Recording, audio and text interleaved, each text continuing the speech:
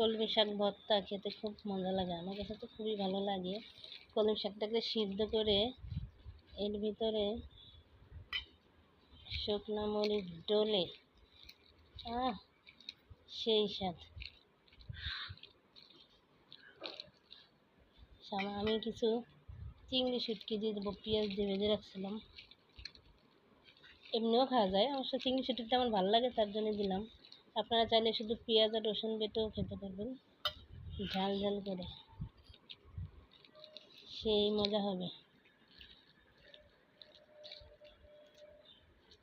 পেঁয়াজ, চিংড়ি শুটকি আর শুকনো মরিচ দিয়ে কলমি শাকের ভর্তা সেই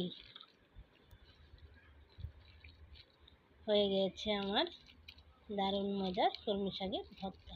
হাত দিয়ে কচলাই যে ভর্তা করতেছি, হাতে বানানো ভর্তার থেকে আর কিছু মনে হয় মজার হয় না। যতই আপনি পাঠাইছেন, হাতের একটা জাদুই অন্যরকম। বাসায় আপনারা ট্রাই করে দেখেন, খুব মজার একটা ভর্তা হয়ে গিয়েছে আমার ভর্তা। দেখুন হয়ে গিয়েছে আমার কলমি শাকের ভর্তা। দেখুন কি মজা হয়ে গিয়েছে, আপনারাও ট্রাই করবেন।